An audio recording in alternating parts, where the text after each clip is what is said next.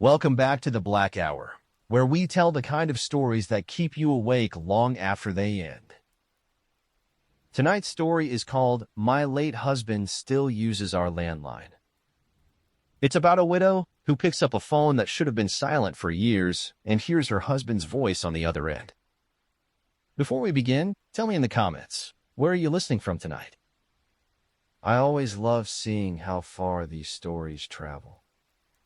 And if you enjoy dark tales that crawl under your skin, make sure you subscribe and leave a like. It helps more people find our midnight stories.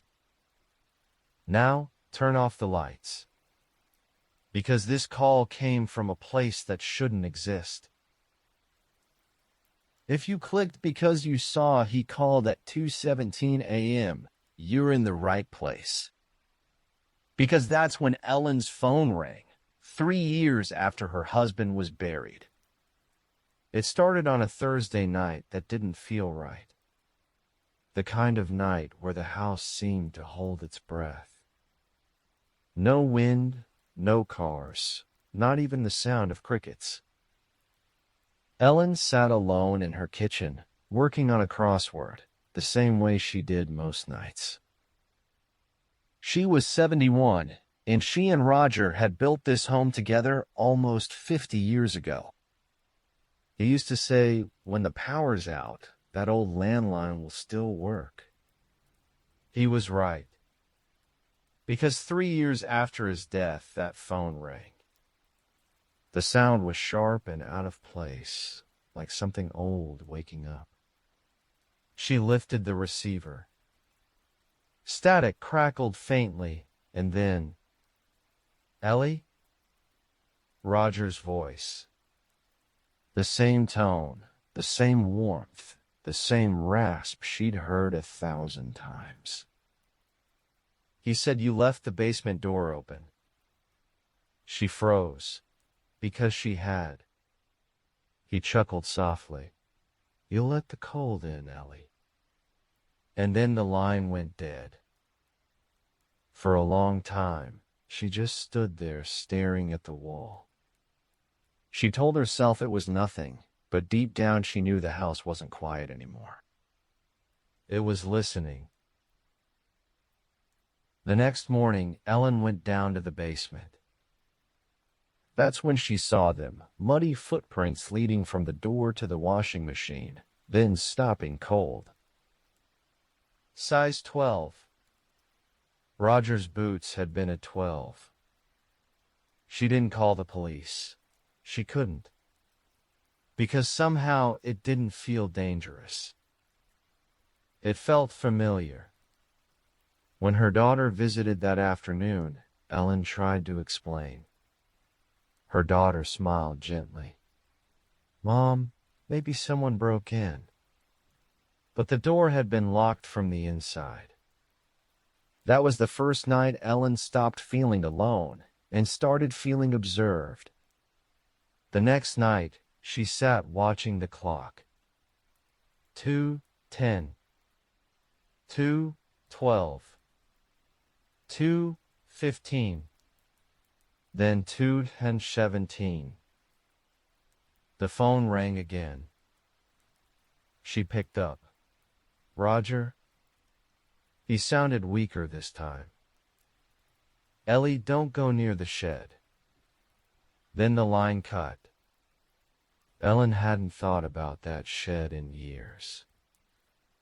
Roger built it himself at the edge of the yard where the trees grow thick. So, of course, the next morning she went. The dirt near the door looked freshly disturbed, the latch stuck. And inside something moved, something breathed. He told her not to go near it. But what would you do if the person you loved called you from the grave? That afternoon, Ellen called the phone company. She asked them to trace the call. The man on the line paused. "Ma'am, that number isn't active." "What do you mean?" "I mean, it hasn't been active since 2019. Roger died in 2020. She set the phone down slowly.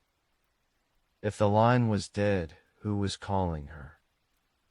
That night, Ellen unplugged every other phone in the house except the one on the wall. At 217, it rang again. She let it go 8 times before answering. Roger. He was crying. Ellie, you shouldn't have gone to the shed. Why? What's there? Me. Then silence. If you've ever heard someone you love cry through a deadline, you know what she felt. It's not grief. It's something deeper. Something that doesn't let go. The next morning, Ellen went back to the shed with a crowbar. She forced the latch open. Inside was a hole, 4 feet deep. At the bottom, something wrapped in Roger's old coat. She thought it was him, but when she pulled the fabric back, it wasn't.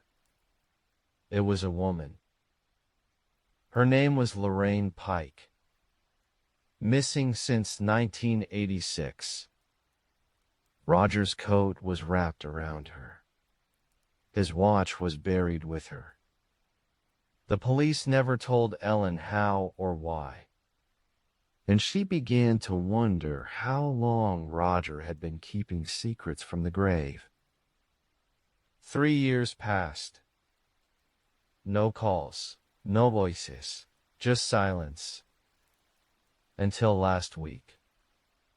It was raining hard that night, the kind of rain that makes the world vanish beyond your windows. Then the landline vibrated. Not rang, just vibrated, like it was breathing. Then came the ring. 217. Ellen almost didn't answer. Almost. Roger? She whispered. But it wasn't him. A woman's voice said softly, "He says you're next." The line went dead. The house had been quiet for 3 years. She should have known peace never lasts. Maybe Roger wasn't the one calling anymore. The next morning, Ellen unplugged the phone, wrapped the cord tight, and put it in a drawer upstairs. But when she woke up, it was back on the wall. Same spot, cord warm. She thought she could outsmart a ghost. But the dead don't care about drawers. Now, every night, she hears a faint click somewhere in the house. Like someone picking up a line in another room. Sometimes she hears breathing.